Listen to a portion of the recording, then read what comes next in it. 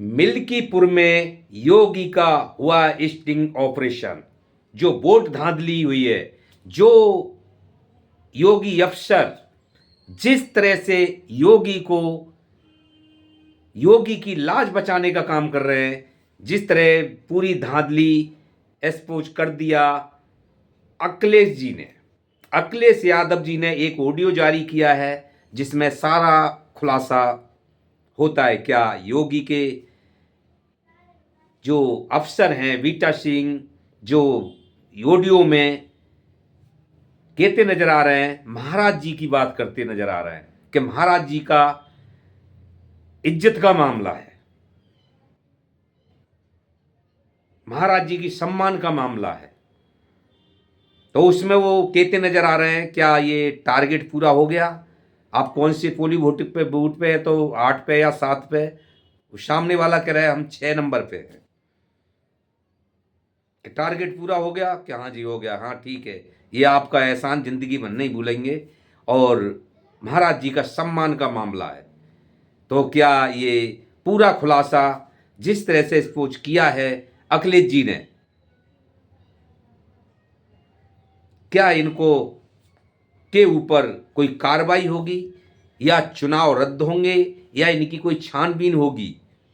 तो ये है भाजपा का खुलेआम खेल, कुर्सी बचाने के लिए। जभी तो जनता की देश में कदर नहीं, क्योंकि जनता के वोट किसको चाहिए? हम पीछे भी वीडियो में कह चुके हैं, जनता का नहीं, इन्हें ईवीएम और सिस्टम खरीद लिया तो फिर जनता के वोट की परवाह क्यों करें? तो दोस्तों, जैसे कल दिल्ली में 5 फरवरी को दिल्ली में चुनाव था, इसी तरह मिल्कीपुर में भी चुनाव था यूपी में, और जिसमें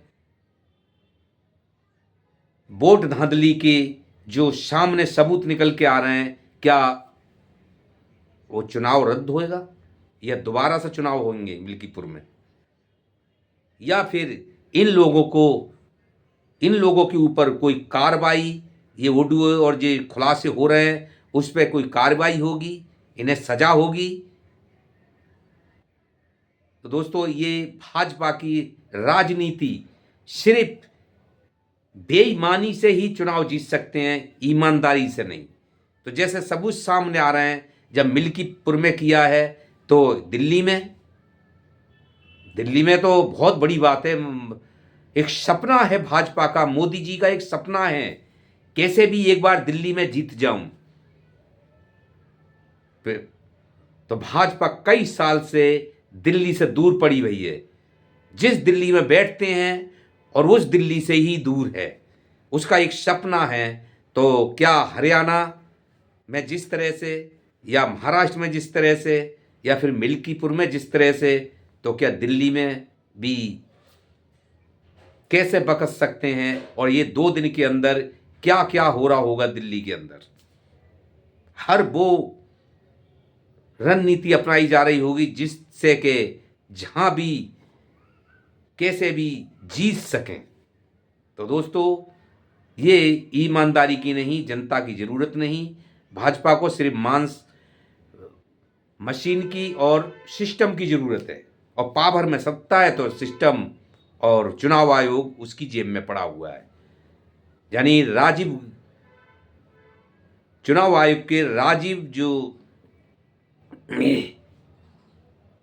राजीव ने तो इस तरह से लोकतंत्र को उठा के जेब में डाल लिया है कि बाप कोतवाल है तो बेटे को डर किस चीज का है। तो राजीव कुमार ने तो सारी हदें पार कर देंगे, यानी पूरा का पूरा ऐसे समझिए कि सिस्टम ही सत्ता के लिए बना हुआ है, गुलामी करने के लिए।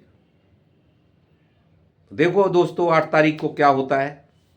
नमस्कार, फिर मिलते हैं।